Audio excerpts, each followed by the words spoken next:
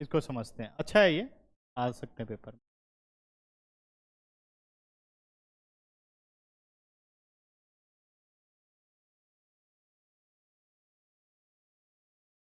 ध्यान से समझना, किसी भी वर्ड की रैंक कैसे निकालते हैं। जैसे इसमें इसने दिया कि हमें एक शब्द दे रखा है प्रणव। क्या दे रखा है? प्रणव।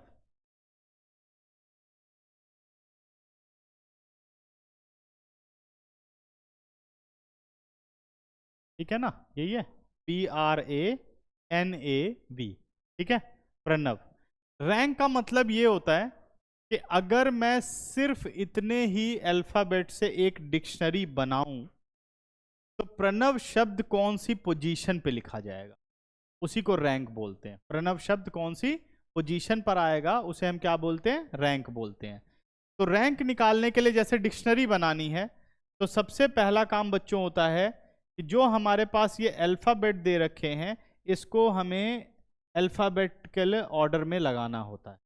तो अगर मैं उस ऑर्डर में लगाऊं तो सबसे पहले ए आएगा। अगर डबल ए है तो उस ए को आपको लिखना पड़ेगा, जितने टाइम्स भी वो अल्फाबेट हो उतने टाइम्स आपको लिखना पड़ेगा। ए हो गया।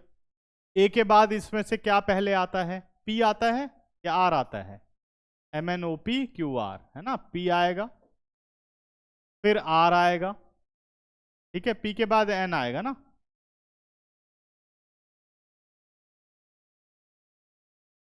ए के बाद एन पहले आएगा, फिर पी आएगा, फिर आर आएगा, फिर वी आएगा। सही करिए ABCD, सही है ना, यही होगा, यही अल्फाबेटिकल ऑर्डर होगा। बना लिया। अब हमें क्या करना है बेटा, हमें बनाने हैं कि भाई आपको रैंक ऑफ प्रणव बताना है। तो डिक्शनरी के अकॉर्डिंग हमें क्या करना है? डिक्शनरी के अकॉर्डिंग हमें इसे पहले लगाना शुरू करना है। और कब तक आप रैंडमली लगाते रहोगे? जब तक पी का पेज नहीं शुरू हो जाएगा। ठीक है ना, अब इसको समझाता हूं मैं आपको क्या करना है। सबसे पहले डिक्शनरी में जो पेज बनेगा वो ए का पेज बनेगा, कुछ ऐसे। पेपर में ये सब नहीं करना, समझाने के लिए बता रहा हूं। ठीक है, तो अभी जब हम डिक्शनरी खोलेंगे इस शब्द से बनी हुई, उसके हर एक पेज मतलब हर एक वर्ड का पहला लेटर ए होगा। यही होगा ना, पहला लेटर क्या होगा? ए होगा। तो इसका मतलब ए को फिक्स कर दो, पहला लेटर। अब बचे कितने? 2, 4 और एक 5। यही बचे ना, अब इस ए को नहीं देखना। कितने बचे हमारे पास? 5। क्या ऑल ऑब्जेक्ट डिस्टिंक्ट है? पहले ये बताओ। नहीं, ए हटा दो, अब उसके बाद सोचो। अब डिस्टिंक्ट है ना, तो क्या होगा इसमें? ऑल ऑब्जेक्ट्स आर डिस्टिंक्ट, तो इसका मतलब नंबर ऑफ वर्ड्स क्या बनेंगे? 5 अरेंजेस 5 एट अ टाइम, यानी 5 फैक्टोरियल आंसर आ गया 120। यानी जब मैं इस ए के पेज पे सारे के सारे वर्ड्स को काउंट करूंगा तो मुझे 120 वर्ड्स मिल जाएंगे। अभी हम प्रणव तक नहीं पहुंचे। रैंक का मतलब है कि प्रणव को जब लिखा जाएगा तो वो कौन से नंबर का वर्ड होगा। समझ गए? अगला पेज। अब अगला पेज किसका होगा? नहीं, डिक्शनरी में ए अगर एक बार हो गया तो वापस से ए का नहीं होगा, चाहे कितनी बार भी ये लिखे, वो इसी में कवर हो गया। समझ में आया? ये ध्यान रखना है। क्लियर? अब हम दूसरा पेज लेंगे। दूसरा पेज किसका है बच्चों? अब नेक्स्ट पेज हमारे पास है किसका? एन का। एन आ गया। अब अगर मैं एन के पेज पे बात करूं तो अभी भी कोई प्रॉब्लम नहीं। जब तक पी से पेज ना शुरू हो जाए तब तक प्रॉब्लम की कोई दिक्कत नहीं, उससे पहले के रैंडम बनाते रहो।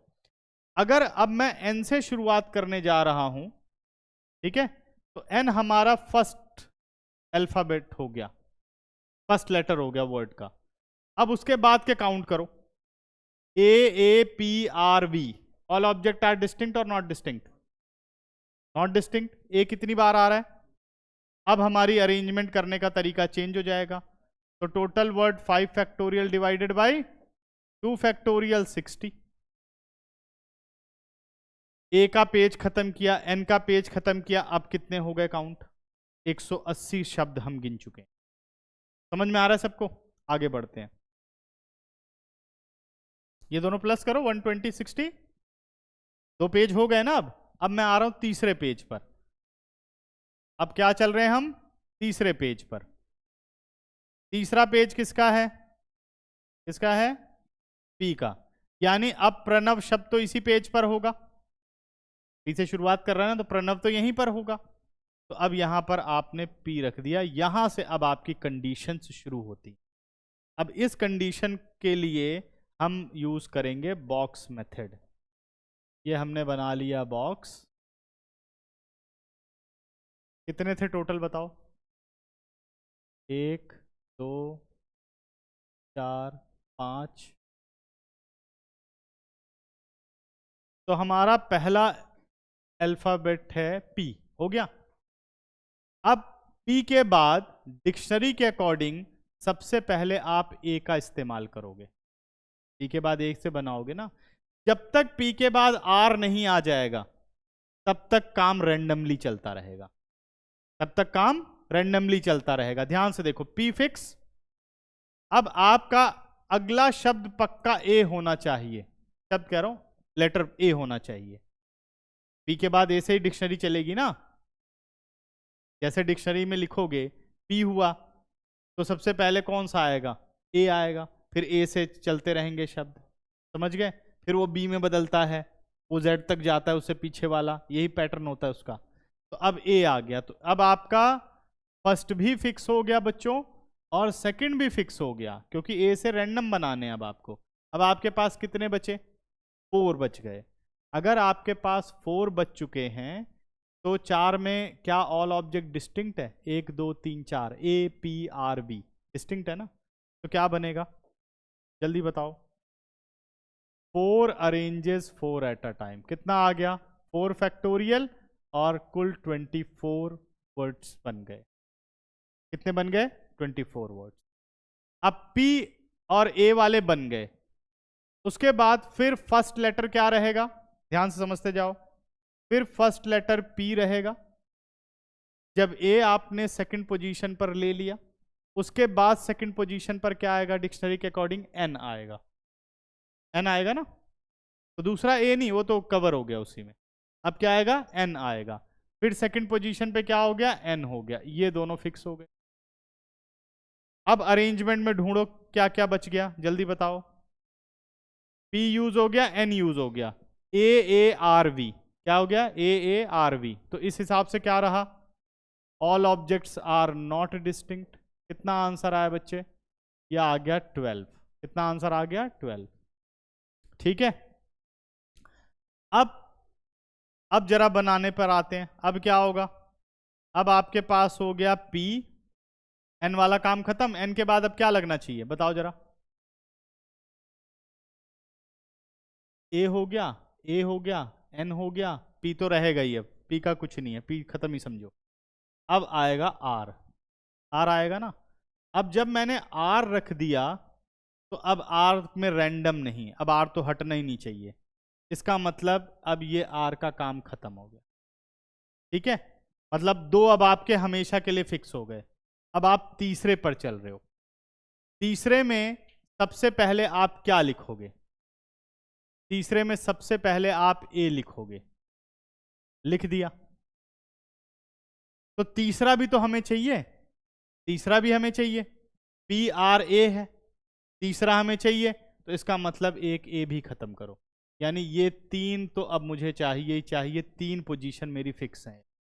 3 पोजीशन क्या है? फिक्स है। करेक्ट है। अब इसके बाद एक ए बचा हुआ है। जब 3 पोजीशन फिक्स हैं तो चौथी पोजीशन पे सबसे पहले ए आएगा। चौथी पोजीशन पर क्या आएगा? ए आएगा। तो चौथी पोजीशन पर मतलब ये फिक्स, ये फिक्स, ये फिक्स। अब फोर्थ पोजीशन पे क्या आना चाहिए? फोर्थ पोजीशन पर एन आना चाहिए। मतलब पी आर ए एन आना चाहिए फोर्थ पोजीशन में। जब तक एन नहीं रहेगा तब तक रैंडम चलेगा। यानी फोर्थ पोजीशन पर पहले क्या आ गया? फोर्थ पोजीशन पर पहले ए आ गया। सही है, फिक्स किया। अब कितने हो गए? 1 2 3 4 हो गए। 4 हो गए। अब बचे कितने? सिर्फ हमारे पास क्या बचा? एन बचा और वी बचा। 2 बचे ना। तो 2 को अरेंज करने का क्या कॉन्सेप्ट रहेगा? 2 अरेंजेस 2 एट अ टाइम, यानी 2 फैक्टोरियल। ये आ गया 2। एन और वी का कोई प्रॉब्लम नहीं है जब तक ए रहेगा यहां पर। अब हम आगे क्या करेंगे? अब हमारे पास पहला P रहा, दूसरा R रहा, तीसरा A रहा। अब चौथा क्या आएगा? अब N आएगा। क्या N की मुझे जरूरत है?